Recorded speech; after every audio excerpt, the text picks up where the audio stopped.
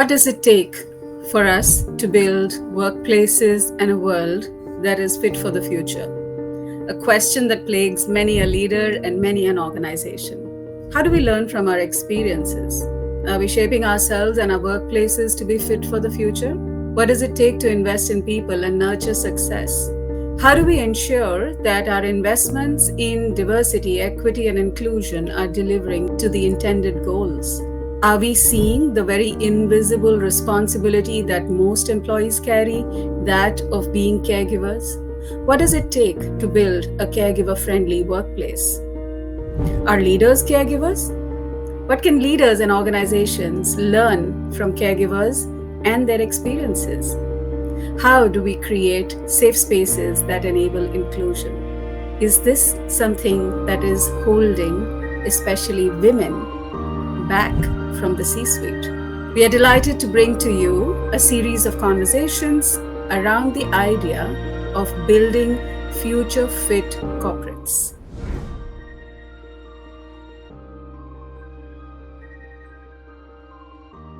It is my absolute pleasure to have this conversation today with Ruchika. Ruchika Handa is the owner at Elegance of Living. She's a life coach and access consciousness bars facilitator. She will tell us what that is. An energy whisperer, entrepreneur, and mom to 3 kids, and crazy about making moments happen. At Elegance of Living, she facilitates sensitive people struggling with emotional overwhelm to regain their confidence and master their feelings and use their sensitivity as a superpower. It is so that they can feel happy and relaxed. And I guess happy and relaxed is the foundation for creativity and innovation. Welcome, Ruchika. Thank you. Thank you for that beautiful introduction, Bhavana. I would like for you to start with introducing yourself beyond the introduction that I have given. What brings you here? What interests you about our conversation today? Thank you for this opportunity, Bhavana. It's a pleasure to be here. Conversations with you are always so contributive to my self reflection and growth. I really have been an explorer all my life and sometimes actually envied those people who were so crystal clear about their path and finished their education and launched onto the rungs of their career, which took them to sweet successes along the way.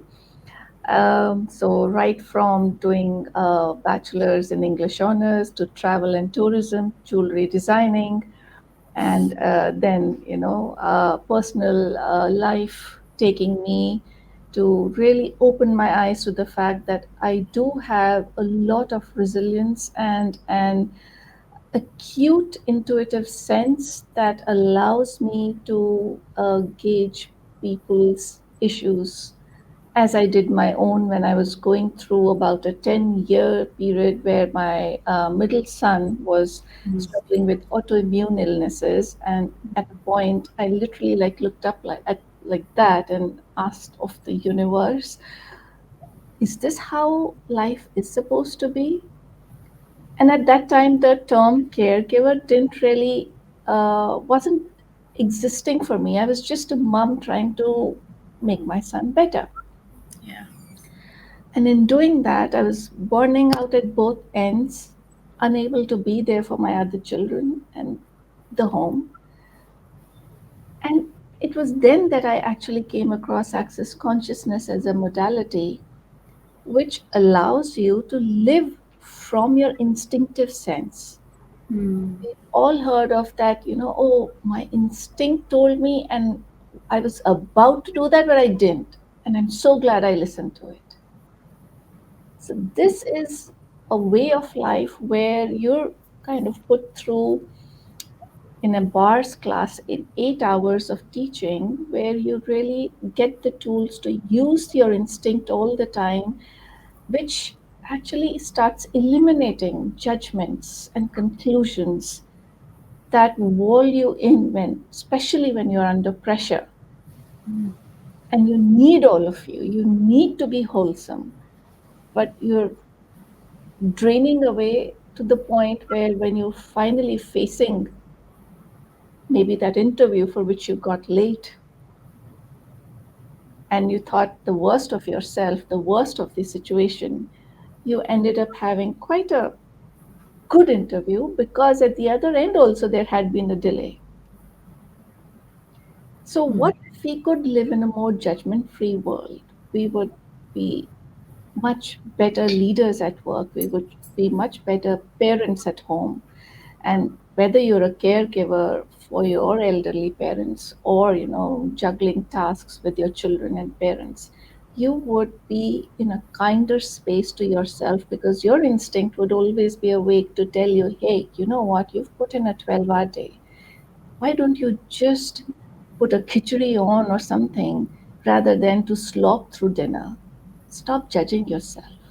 I mean, these are the times when those little insights, that voice in your head can help you out to thrive by being kinder rather than saying, oh no, it is my role to be a mother and a nourishing meal. Without it, the child would suffer and blah, blah, blah, and all of that.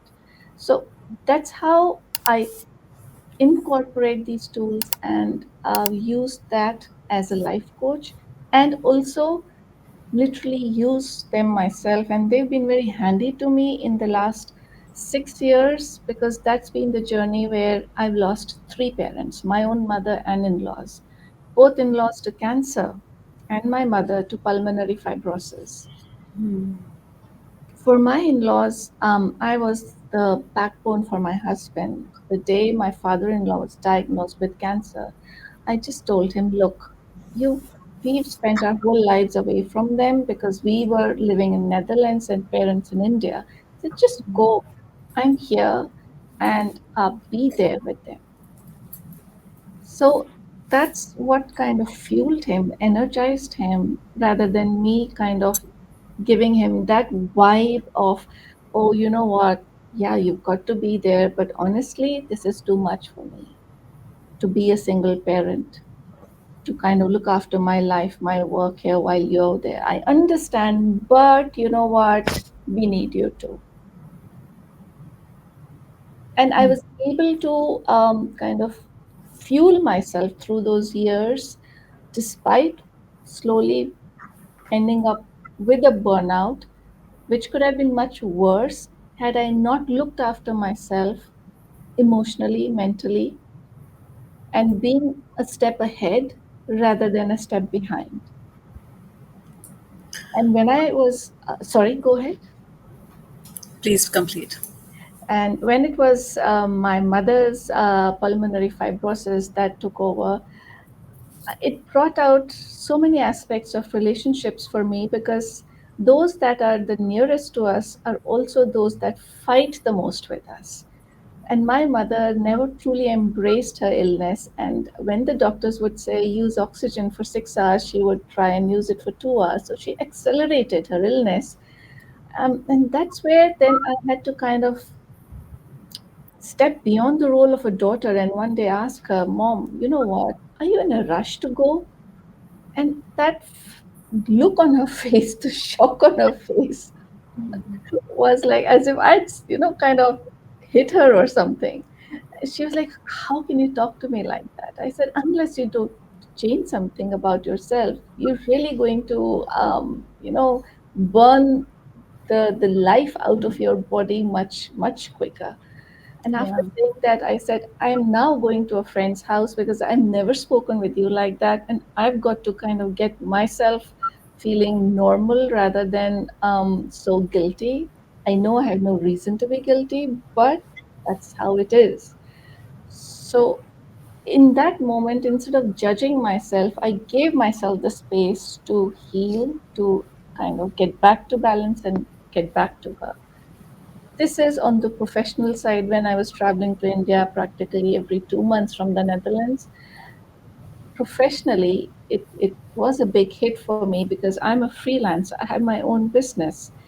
I was able to continue a little online, but not in a really full on day as you can. So my husband could work when he was there and as a passive caregiver. And yes, so his plate was loaded. Um, he had the benefit of COVID, which allowed him to work from home, whether he was in Netherlands or in India with his own parents. And that also brought us to realize that what if the workplaces could recognize caregiving in different intensities of a person's life and build their support system, expectations of the person in such a way that allows the person to still contribute. And my husband scaled down on the level of work, but whatever he was committing to, he was able to because his company gave him that space. Is it a space that is available across the board in different corporates? Is the question, I guess, over here. You make a great point about, the expectations of the family. So it's not just employees who are caregivers. It could also be that, employees are caregivers, but their families also need a support system because, and, what is the role of organizations in that case? Would you, in this case, given that you have interactions and experience yourself. You probably have a sibling who works in an organization and has experience, and that may have impacted you. And you have a partner, and you've had multiple caregiving instances. And the nature of the workplace could have enabled or not the quality of care that you could have offered. I would love to hear of everything. And, if you can talk about it, we could go through it one by one in terms of your own expectations and that of your partner and that of your sibling. Yeah, that these make like great questions because yes, I think that's the basic family unit that you're talking of. And when you as a family enter into a caregiver's role, you the first step you take is all right, let's make a roster of when I'm going to be there and before I return, when my brother would come and take over. And yes, because I would feel here there was this kind of a discrepancy which at times put excessive pressure on me because his was a work with a corporate, whereas I was a freelancer. So somewhere the expectation would creep in that all right, you get there first because you can manage your own hours, whereas I have to build my whole sort of away from home work concept, deliver it to my boss, get it from him, the agreement from him, and then travel.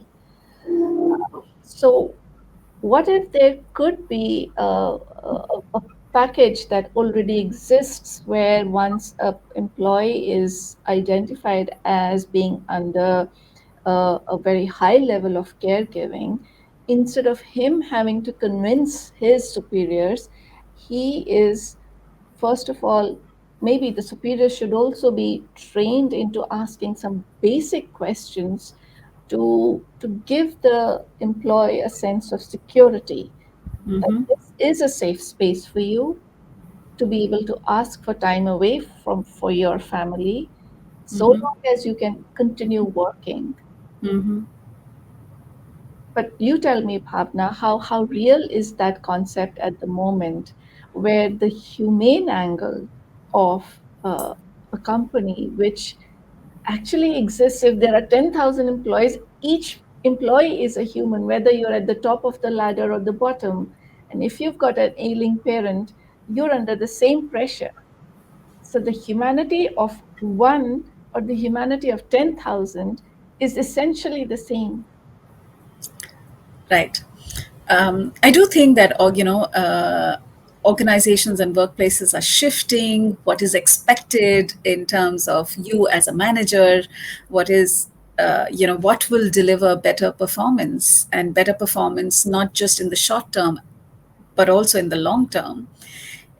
is something that there is an opportunity for us to review how we measure performance, how we teach managers how to engage, what is good management, what is good leadership, and whether it is only about extracting performance in the short run, or it is about caring for the person as a whole, because performance is measured not just in the short run but over a period of time. And maybe there's an opportunity for us to have this dialogue, to open this conversation with organizations.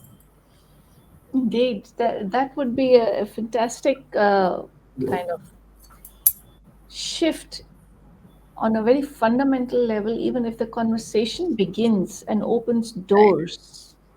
right, right. So I'm going to take you back to what has been your, we've known each other for a bit. What has been your association with Caregiver Sathi? What do you think is your understanding of caregivers specifically in India, and please extend it to your global experience as well. All right. The day I actually heard about this term caregiver was actually the first day where I became conscious of the fact that I was one. Mm, Till then, I was just a daughter fulfilling the role, or earlier, a mother, being a mother. That's about it. right. You're not doing anything different, whether you're a caregiver or a daughter or a mother. However, when the moment you see yourself as a caregiver, there's so much strength there. There's already a sense of community of caregivers out there. And I'm so grateful that you kind of taken on this incredibly difficult job of opening up the eyes of the society, especially in India, where communities don't really exist. Whether as a caregiver, or even if, let's say, you have like a lung fibrosis. In the West, there's a community that starts at the hospital where you're introduced to it if you want to talk to other people with a similar disease, because at a certain point, no matter how close you are, you cannot really know how you feel unless you're in their shoes. So for people to Right, be able to connect, I even offered that to my mother, but she was like, no, I don't want to talk to anybody. However, what if you did? So to have this community in India would be an incredible thing to have. And if it trickles into the corporate at the one end and a person's home at the other end, it would then be a complete picture. yeah. How do you think caregivers are, and what's the difference in? So you mentioned a little bit that we don't see ourselves as caregivers. It's probably a little different globally, where people might be a little more comfortable referring to themselves as caregivers. In your experience of caring for three older adults and one child, I mean, you're quite an experienced caregiver. And what do you think are some of the things that if you were in a workplace, you would need? Um, to begin with, I think the sense of security from the company, that Right, and an acknowledgement of me as a caregiver. right. Oh, along with that, I think the systems that would fall in place would be, and some extra time, Mm-hmm. an on-call consultant. By that I meant a therapist, Mm-hmm. where if you really are getting overwhelmed, you can just have easy access to that person. Right, Somewhere to kind of work out on, because sometimes you're spending 8 to 10 hours or 12 hours at work, and then you barely have any time before you jump into the caregiving role at home. So you're missing out on your own upkeep. right. So what would it be for you that allows you to be your own caregiver? Mm, yeah. Yeah. And when you are your own caregiver in a very wholesome sense, then somewhere you would not start grudging or feeling almost, in a way, angry at life. Right. Such an important point, right? And sometimes we hold regrets and resentments, and these regrets and resentments, and the anger towards, what life is serving you, can translate into, and the inability to talk about it can translate into, I would reckon, not just bitterness but even mental health issues, Indeed. and maybe even physical health issues, Absolutely.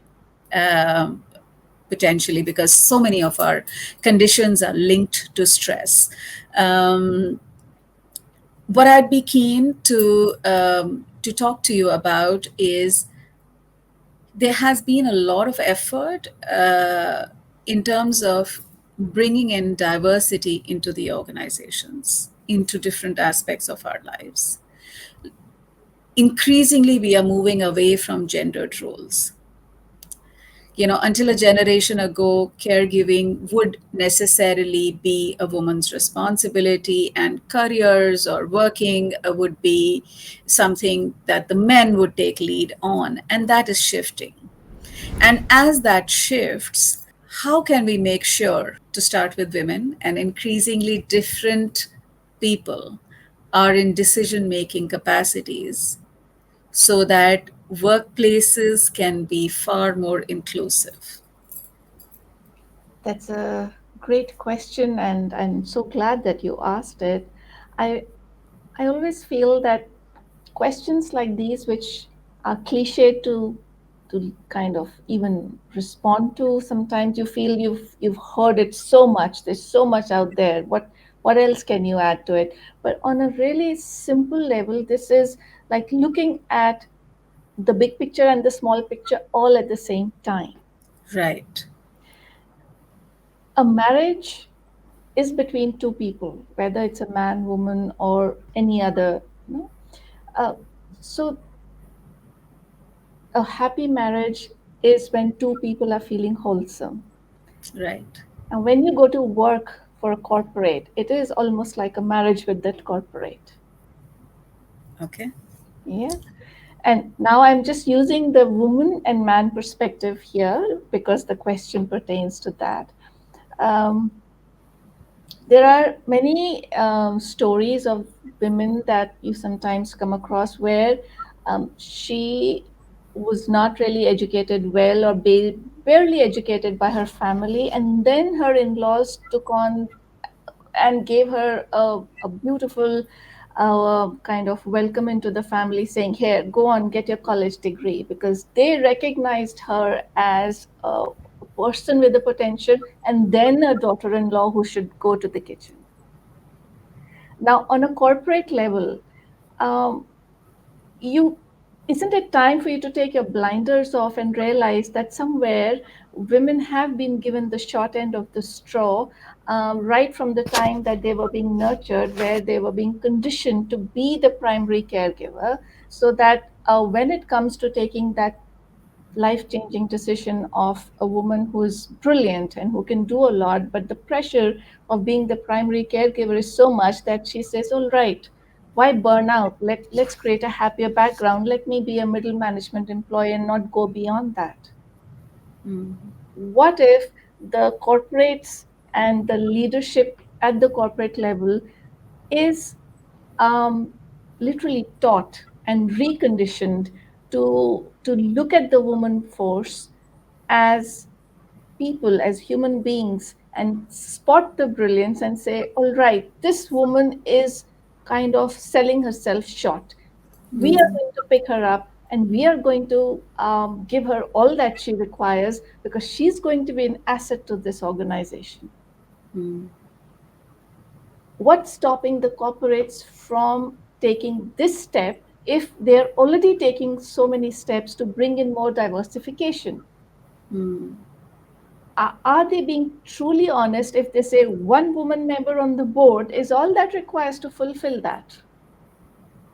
Go beyond that. Have the courage, have the guts to kind of break go off the beaten road and say, no, why one?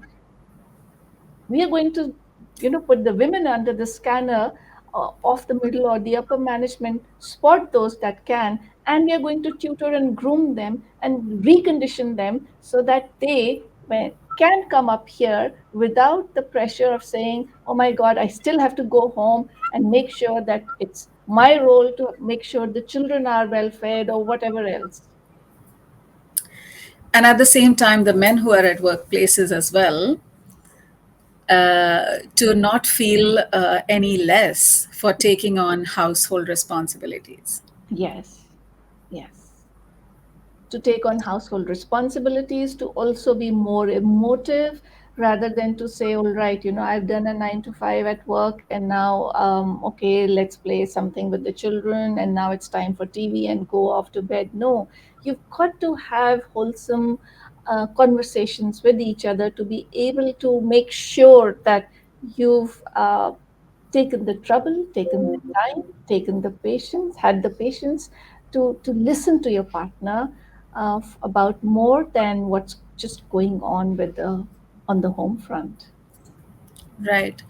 Ruchika, now that you are such an experienced caregiver, you certainly have wisdom to share, not just for others who are caregivers, but a perspective in terms of what do you believe are the competencies and skills that you honed because you had caregiving responsibilities, and how do you think they are relevant to organizations? Wow, that's a loaded question. It's got me thinking. How do I translate my skills on a corporate? Um, So let's take it in two parts. yeah. What do you think you learned and got sharpened at because you were caring for so many people, right? Let's just take that much. Um, my ability to uh, manage, of course, we're all multitaskers, but when you are looking at managing two homes, and one passively, one actively, then to develop communication skills, to develop Yes. your patience, Yes. to hone your again your intuition, because so many times you're like, okay, let me just give a call to my Mm. son. And when I did, I realized that he had been feeling low, and just Mm. a word with him got him energized again, or we were on the same mental wavelength. Because Right. that's yes, you may not be with your children, or you may not be with your parents, yet they're on your radar. How do you learn to keep people on your radar when you're not with them actively? Good one. Good one. How relevant would that be in today's world of virtual teams? Indeed. Right? Yes. So we want managers and we want leaders who we want to encourage people to work from home. And now managers need to manage people who are not in their line of sight. Yeah. You need an intuition and you need a process. Yes. Absolutely. Being a caregiver gives you those skills. As a manager, aren't you a caregiver for your employees? Always. I'm glad you said it. Sometimes I feel that I have had this one lens by virtue of being the caregiver Sati person, that I see everything through that and I could be discounted for it. So it really helps if someone else says it. Indeed, indeed. Um, it's almost again a fundamental shift for corporates to check in with the humanity in their organization. In the see, ultimately, when you're talking about looking after people better, of doing something different, you first have to have a soul to soul connect. Until Right. and unless you don't do that, whatever you may say or do will always make the other person who's sitting across the desk from you as if I'm the manager and you're my employee, as someone, okay, he's done what he had to do, and that's it. Whereas his soul in that microsecond had to have that connect for that person to feel safe, to feel, to get energized, to have the courage to go through a grueling 8 hour stint at home after a 12-hour stint at work. Yeah. Ruchika, finally, there can be a little hesitation, and I like your thoughts on this. There can be a little hesitation that a workplace is business, it is hard numbers, it is chop chop, get the results. Where is the place for soft woozy intuition and this stuff that women need to learn to be hardcore. I was told once. I don't know what that means, but what's the place for intuition in business? It's each and every one of those places where you've judged yourself or you've judged someone else, or even whatever outcome that you've had as the best possible that could be possible. It's Right. every one of those microseconds where you're like, oh, that was the best presentation that I could have done. Why? Just go for, like, okay, what else is now possible? How does that translate into business results? Because we are so driven by the outcomes and the quarterly results. So, if I had to talk to a CEO or a CFO and say, what's the role of intuition for your managers, what would you say? It is that the more conscious you are, when you are depending on your intuition along with the facts and figures, you're being more conscious. Right, Consciousness is inclusive of everything, right. right? So why not have an added weapon in your arsenal rather than one less? Because if you're depending on facts and figures, you would be, it brings in automations and everything, and you become more dependent on the analysis of the automations. And you're, if you've not worked on sharpening your instinct, you might miss out That's right. something, one leaky number somewhere, because you've kind of put on your passive glasses that, okay, it's all being taken care of there. Yeah, and today's world of AI, what's the difference between you and what ChatGPT can do? Exactly. Right. Yeah. Um, I have found our conversation so insightful and thought provoking. Uh, Ruchika, I'd like for you to have any closing remarks about what you believe individuals need to do or organizations can do in order to recognize caregivers, specifically the additional load that women carry. I would say that the earlier you can take off your self sacrificial glasses and put on the caregiver glass for yourself, Oh, nice. the more you have to offer on your home front and your work front. So go out there and just kind of breathe it out, vent it out, but bring in the change right now. Be your own caregiver for today, tomorrow, and always, and just enjoy the magic that unfolds, because when you're happy, you can just spread more of that around you. And perhaps worthwhile to pick on something you said a little while ago, that not only are managers caregivers, probably organizations are also caregivers in a society, Indeed. Absolutely. right? Yeah. Thank you so much for this conversation, Ruchika. I really appreciate your time. I really appreciate your insights and your unique perspective. Thank Thank you so much. It's been a pleasure.